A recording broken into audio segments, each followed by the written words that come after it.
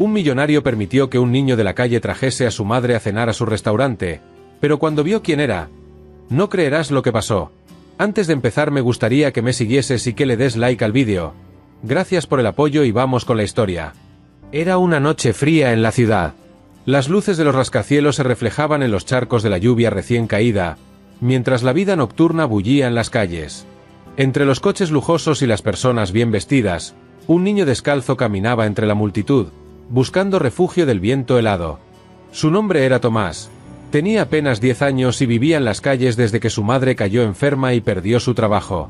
Tomás miraba con fascinación a través del enorme ventanal de un restaurante elegante, donde personas ricas cenaban en mesas adornadas con velas y vajilla de porcelana.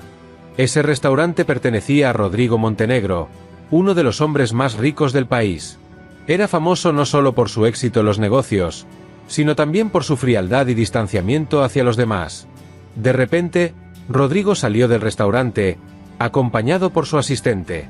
Estaba revisando unos papeles cuando sus ojos se cruzaron con los del niño que lo observaba desde afuera. Algo en la mirada de Tomás lo hizo detenerse. Era una mezcla de inocencia, hambre y, sobre todo, una tristeza profunda que lo conmovió de una manera inesperada. «¿Qué haces aquí, chico?», preguntó Rodrigo, con un tono más curioso que severo. Tomás, nervioso, bajó la mirada y respondió: «Solo quería ver cómo es la comida de ahí adentro, para imaginarme cómo sabría». Rodrigo lo observó por un momento en silencio. Nunca había tenido contacto con alguien como Tomás, alguien que no tuviera más que las ropas gastadas que llevaba puestas. Algo en el niño despertó una sensación desconocida en su corazón, una chispa de empatía. «¿Tienes hambre?», preguntó Rodrigo.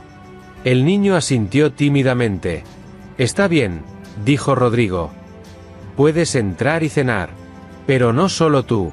Puedes traer a alguien que sea importante para ti. Si tienes a alguien». «Claro». Los ojos de Tomás se iluminaron con sorpresa y esperanza. «¿De verdad? ¿Puedo traer a mi mamá?». Rodrigo asintió, sin imaginarse lo que eso significaría. El niño salió corriendo a toda velocidad, sin decir una palabra más.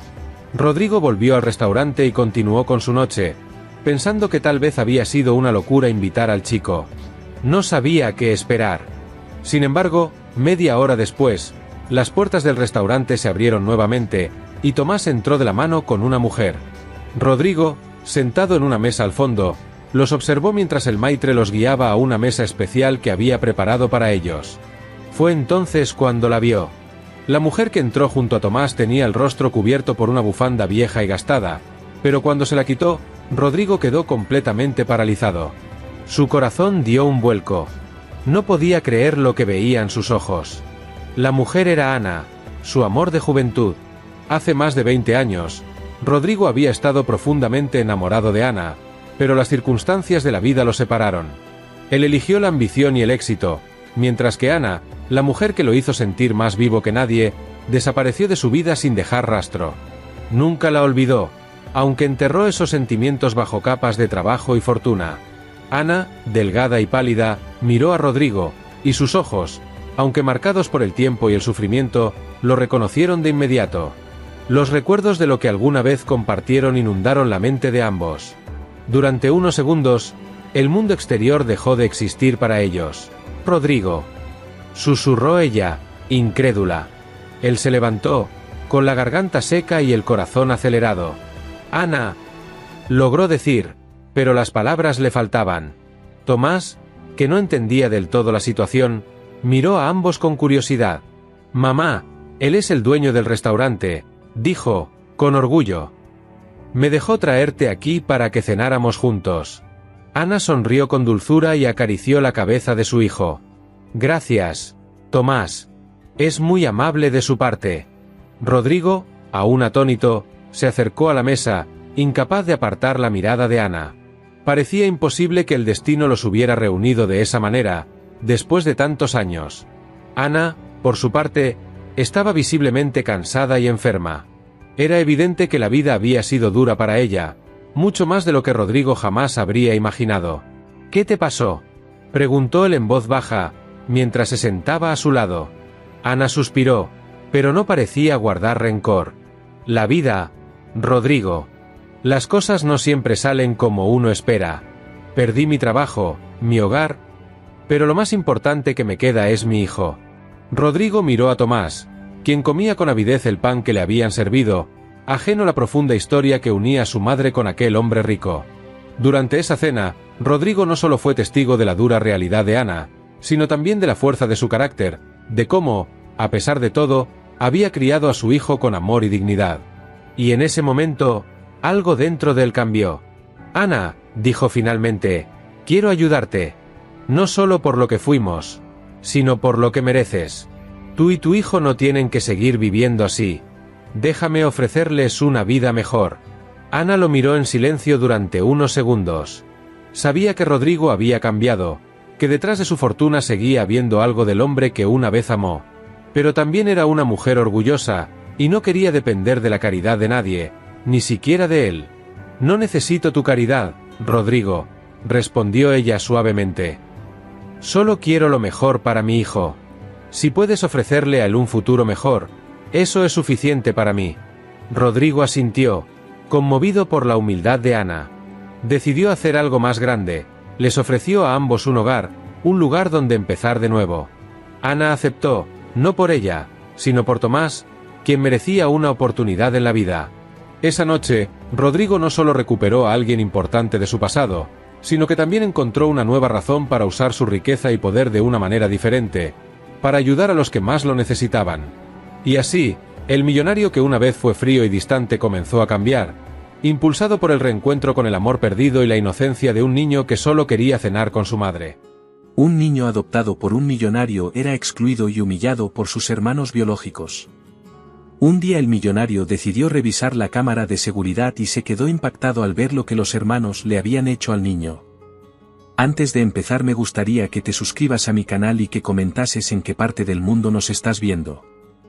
Había una vez un niño llamado Mateo. Era huérfano desde que tenía apenas 3 años. Su vida, aunque dura, estaba llena de sueños y esperanzas. Mateo siempre había imaginado una familia que lo quisiera, un hogar donde pudiera sentirse seguro y amado. Su corazón inocente aún creía que, a pesar de todas las adversidades, había bondad en el mundo. A los 8 años, Mateo fue adoptado por uno de los hombres más ricos del país, el millonario Alejandro Montenegro.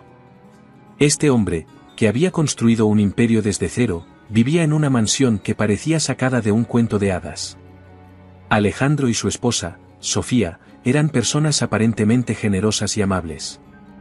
Tenían 3 hijos biológicos, Bruno, de 16 años, Laura, de 14, y Esteban, de 12.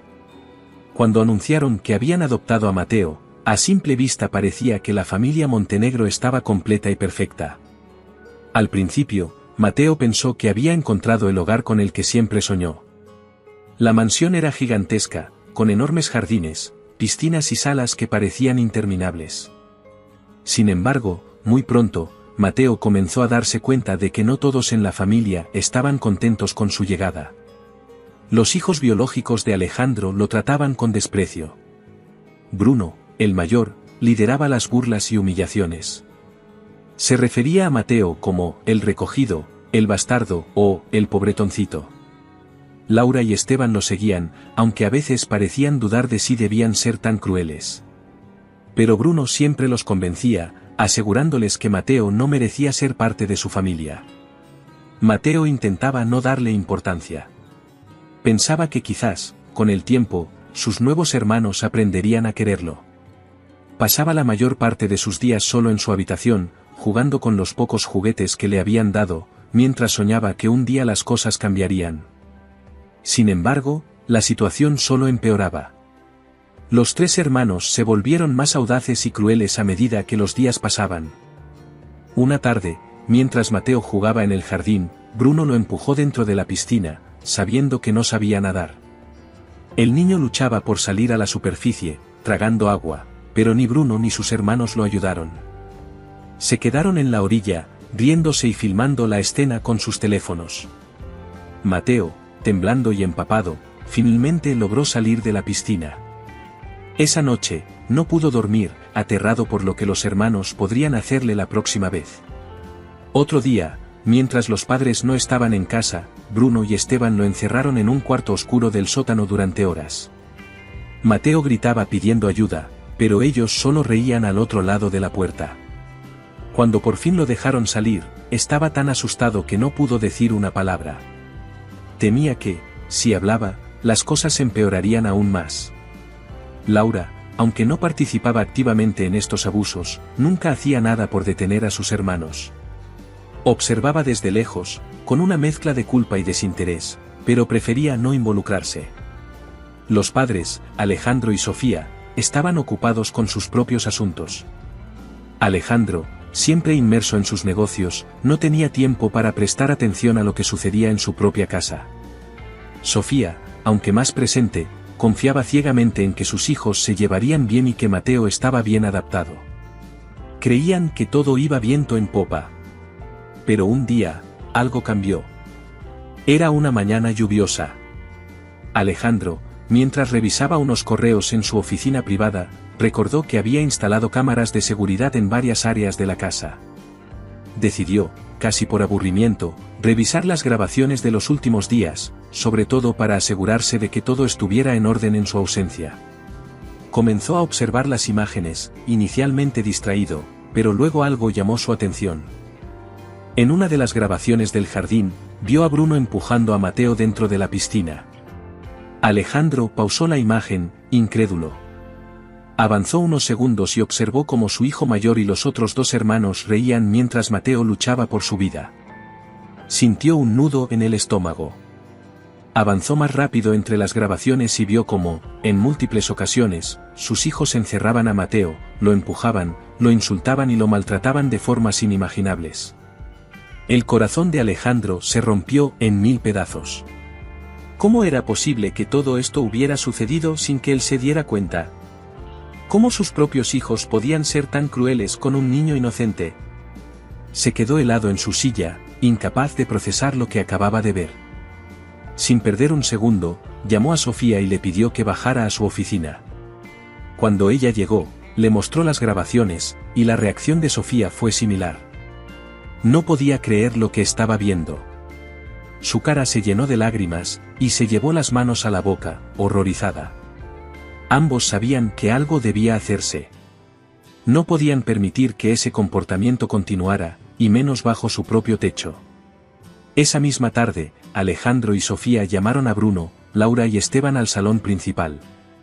Mateo, tímido y nervioso, también fue llamado, aunque no sabía por qué. El ambiente era tenso, y los tres hermanos sabían que algo andaba mal, pero no estaban seguros de qué. Alejandro, con una mirada severa, tomó el control de la situación. Sin levantar la voz, pero con una firmeza que hacía temblar el aire a su alrededor, comenzó a hablar. He visto las cámaras de seguridad, dijo, mirando a sus tres hijos biológicos. He visto lo que han estado haciendo a Mateo. He visto sus humillaciones, sus abusos, su crueldad.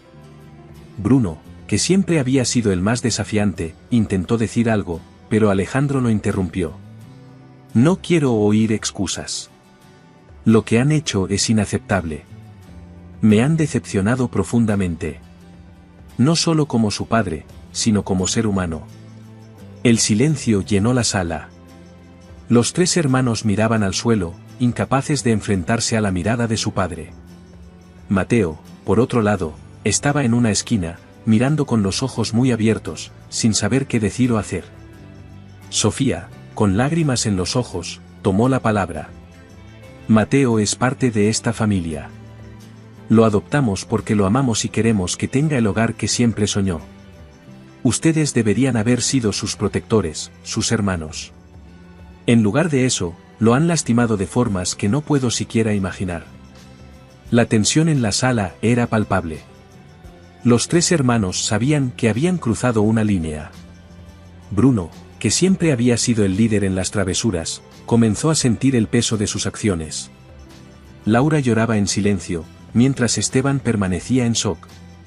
Finalmente, Alejandro concluyó. A partir de ahora, las cosas cambiarán en esta casa. Mateo será tratado con el respeto y el cariño que merece. Si vuelvo a ver que algo como esto sucede, habrá consecuencias graves. quiero que reflexionen sobre lo que han hecho, porque no solo han dañado a Mateo, sino que también han dañado el corazón de esta familia. Los días que siguieron fueron difíciles. Los hermanos biológicos de Mateo no se disculparon de inmediato, pero algo había cambiado en el ambiente. El miedo a las consecuencias y la vergüenza por haber sido descubiertos los había afectado profundamente.